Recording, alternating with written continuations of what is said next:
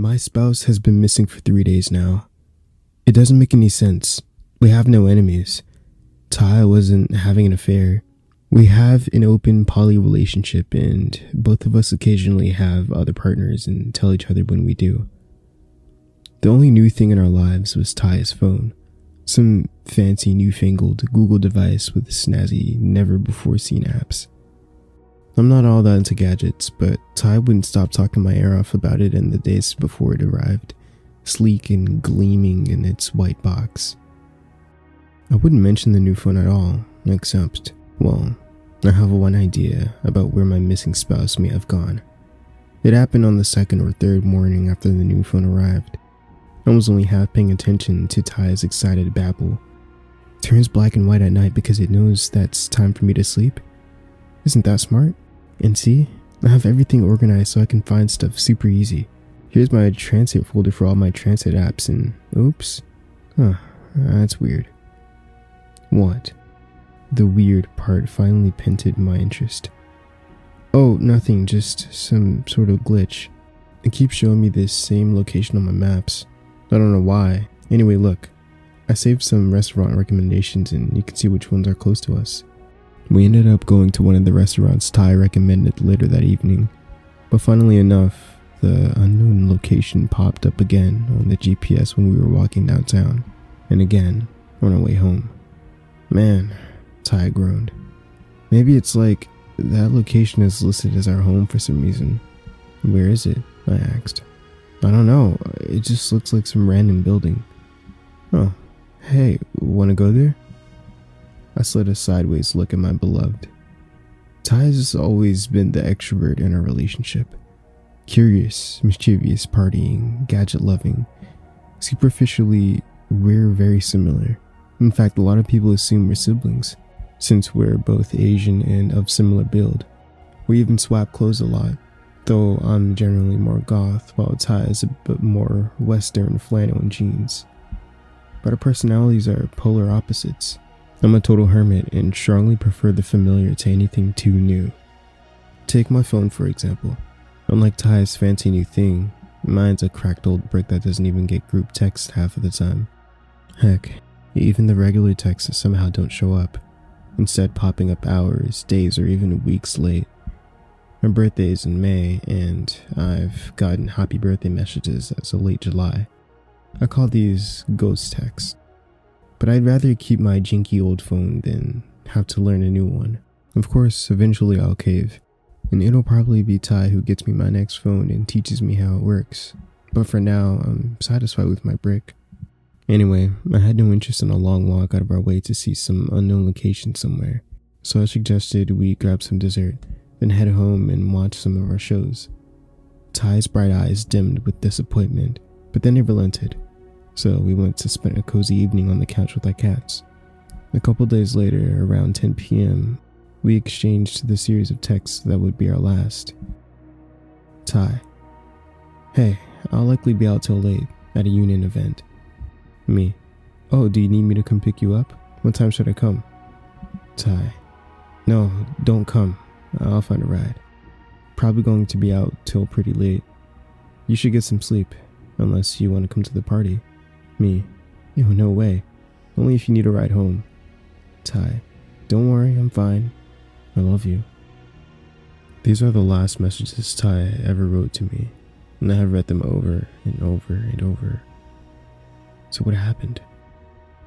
I checked Ty's computer for information about this union event and reached out to a few of their co-workers the next morning, only to have my anxiety skyrocket into panic when I was told there was no union event that night. One of Ty's colleagues, Jessica, asked whether I was sure Ty was being honest with me. Of course I was. Why wouldn't I be? But Ty does like to play pranks. They do stuff to mess with me all the time, little things, like letting me lead us the wrong way when we were out walking, because Ty has an excellent sense of direction and I don't. Just strolling, hand in mind, quietly laughing until I finally realized I'd gotten us completely lost. Or like the time our parking garage was repainted. Ty tracked how many days it would take for me to notice and would say stuff like, "Hey, is there a spider on the wall?" Dropping subtle hints. It took me 3 weeks. It's true that I live too much in my own head, whereas Ty is very out in the world and plays too much, buys too much, works too much. Adrift like a balloon that will float away without a tether. I am the tether. It's how we balance each other. Balanced. These past few days have been such a mess. None of our friends know where my spouse is. None of them. Nor any of our family. And yeah, obviously I contacted the police. They think it's an affair. I told them the same thing I told Ty's colleague, Jessica. Why would Ty sneak around? What would be the point when we both date other people anyway? Though I got some raised eyebrows. And then they just told me people have all kinds of reasons to hide things from each other. That maybe I didn't know my spouse as well as I thought I did. Our Maine Coon, Luna, is Ty's baby. Even if Ty would leave me, and I'm not entertaining that idea, we would talk about things first. We'd communicate. We wouldn't ghost each other. Ty would never leave Luna. None of it makes any sense. And finally, just this evening, I found something. In the pocket of Ty's jeans, a glossy blue phone. Its Maps app open and the GPS showing an unknown location. Why would Ty leave their phone with me? How did they text me from the Union event if their phone was here? Or did they return and slip it into one of the pockets of the jeans sometime while I was out this evening? Why do such a thing? Why leave it for me instead of just calling? I closed the Maps app and opened the messages, checking to see if Ty had communicated with anyone besides me in the recent days. But no. Their very last messages were the ones with me. That same series of texts, plus the ones I had sent unanswered through the night. Ty, are you okay? Please call me. I'm seriously worried. Call me now. Ty, please call now. And on and on and on until my eyes blurred with tears and I had to stop reading them and put down the phone. Finally, I picked it up again and looked at the maps, that unknown location marked by the GPS. Ty, did you go there without me? And now you want me to come? The sight of that dot on the GPS filled me with an irrational terror. Obviously I had to go, but everything about this felt wrong. Whereas my beloved saw that little blue dot as a curiosity, a mystery to be solved, I looked and saw a warning. Danger. Dread coiled in my belly and squeezed my lung. Oh, Ty, where was I when you needed to be tethered back to Earth? I grabbed my bag, shoving my phone and Ty's in there. I messaged my family. It was near midnight, so I didn't expect a response from anyone, but I wouldn't have made the mistake of vanishing without informing everyone. Going out alone at this hour was probably not the best idea, and definitely not the kind of thing that Avery, the introvert, usually did. But it didn't matter. Out of my comfort zone, one more time, for Ty. Following the GPS brought me to an apartment building. It was a place I'd never been. Because the map kept rerouting when I got close, the only way I eventually found it was by ditching my car and walking. Even then, the map rerouted one more time, forcing me to walk another 15 minutes on the chilly streets of downtown. And while I'm very familiar with the downtown area, somehow I wound up on a block I didn't realize, in front of a building I'd never seen before. Though I did observe, looming in the distance, the bright blue rooftop lights of the office building I used to work in, and the yellow upper floors of the banking building where Ty works, and where we both met more than a decade ago. These landmarks gave me a sense of direction. I sent a pin with the location to the family group chat, and then I approached the empty apartment building, dim inside except for a few lights leading to the elevator lobby. I jumped to my phone's vibration. Got it canceled tomorrow. It was a ghost text from last week, popping up in the family group chat. My heart sank. Some part of me had been secretly hoping that it'd be Ty. I tucked my phone into my back pocket and tried the front door, but it was locked. A metal call box hung on the wall to my left. Had Ty come to the same box 3 nights ago? Suddenly, static spat. Bzzz, bzzz. Avery? My heart all but stopped. Ty? I gasped. Avery, you're here? Ty, I shouted. Are you okay? Where are you? Can't hear you. Come to the roof. Abruptly, there was a loud buzz as the apartment door opened, and I rushed into the lobby and to the elevator. Had Ty said roof? I pressed the uppermost roof.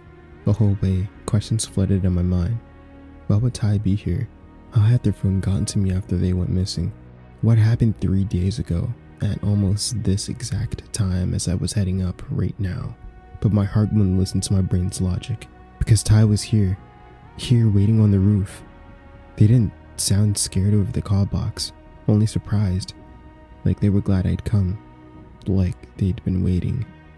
Then the elevator doors opened, and I rushed out and through a door marked authorized entry only, but held ajar by a doorstop because coming from beyond were lights and sounds. Up a narrow flight of stairs, I emerged to the roof. Thumping music, dazzling lights, a party. Then Ty was in front of me, pulling me into a hug. "Avery, you made it. I didn't think you were coming." "Ty? Oh my god." I squeezed him fiercely, all of my questions forgotten as I nearly spilled the cup of beer out of their hand. "It's been 3 days. How could you let me worry like this?" "What?" Ty pulled back and examined me, looking bewildered. "No, it hasn't. The party just started." "No, it's Tuesday. You messaged me on Saturday. Look." I pulled out their phone. "Oh, you found my new phone. But how did you message me? I can't hear you. Music's too loud. Come on, let's go somewhere quieter and talk." And strange as all this was, my fear evaporated. I'd found Ty, and any explanations we could figure out later. The important thing was that we were together. We moved through the crowd, passing co-workers Ty greeted with banter and smiles. Again, a prickle of confusion as I peered at their faces through the reverberating music. Hadn't these union people said there was no meeting? Ty laughed when I mentioned Jessica, and Jessica didn't know about this party.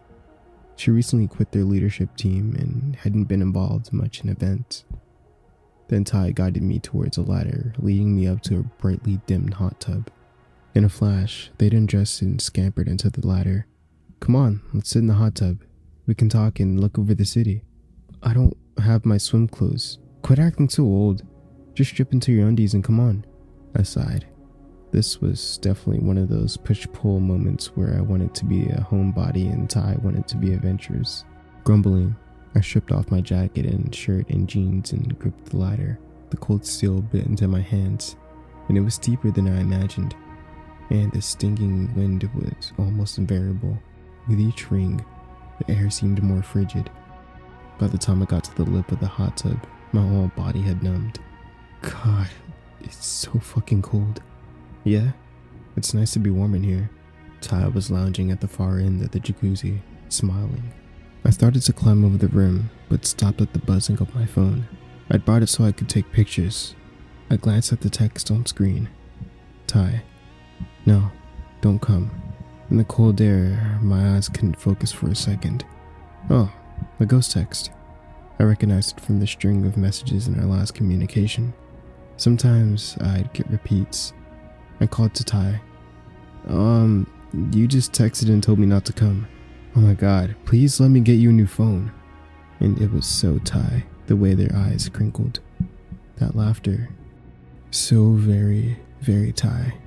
Warmth flooded my chest, and I readied myself to jump in. "Ty, no, don't come." Again? I don't know what it was about that repeat text, but as the wind sliced me to my bones, I shifted my position back into the ladder and told Ty through chattering teeth that I wanted to take a pic. Use my phone. It has a better camera. So I did, and it was a beautiful picture, but the doubt and dread curdling in my stomach wouldn't settle. So I called, "Let me get a selfie too." I couldn't tell you why, but I felt gripped with absolute terror. I just wanted to be home, hanging out in our place with popcorn and blankets.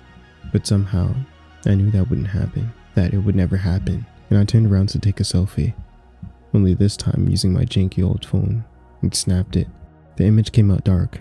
As soon as my fingers opened the picture, I became aware of the dreadful silence around me. No sound but the wind. A bitter chill gust that nearly blew me right off that ladder. The night was so dark that I could barely make out any of my own fingers. My phone's screen, the only source of light in the world, showed me just looking a bit scared, my face pale in the flash against perfect pitch black. There was nothing there. No one. Just the soft lapping sound of water from below the cold metal rim. I turned on my phone's flashlight. The metal rim beneath my fingers was less rim than lid, I realized. There was a lid over the water and a small hatch, a hatch I was about to drop through before I took those pictures. Not a hot tub, a water tank. I shined the phone's light into the darkness. Through the gentle sloshing, pale skin drifted beneath the surface, wide, unseeing eyes, hair floating around the face like a halo of seaweed.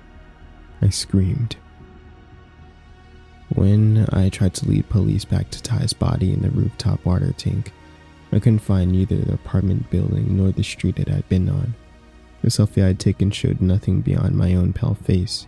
The pin location I sent to my family led to nowhere. And Ty's phone, which I'd kept with me since making my gruesome discovery, had disappeared. Police assumed I was making it all up. There's no apartment buildings in downtown with a water tank. In fact, the type of tank I described is rare at all in modern buildings, except perhaps overseas. It's been 2 weeks now, and I keep scouring the news for anything about an unidentified body found in an apartment water tower. But Ty's case is still unsolved. I did one final clue. This morning a package arrived.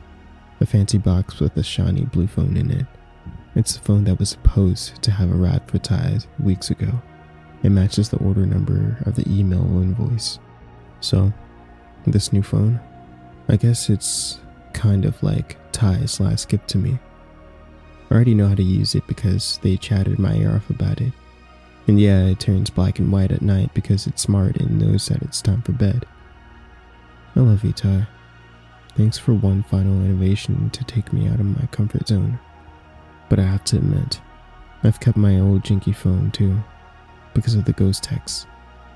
I still occasionally get them, mostly not from Ty because it's been so long, but I did get one recently that made me totally break down into tears.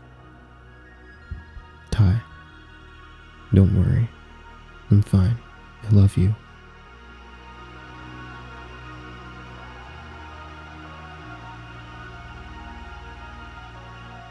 Hope you guys enjoyed today's story. Thank you so much for listening. Now, huge thanks to the Redditor /Let's Split Up for granting me permission to narrate your awesome story. And as always, keep writing more.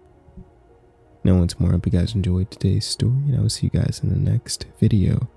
So, don't forget to sit back, relax, and indulge in fear.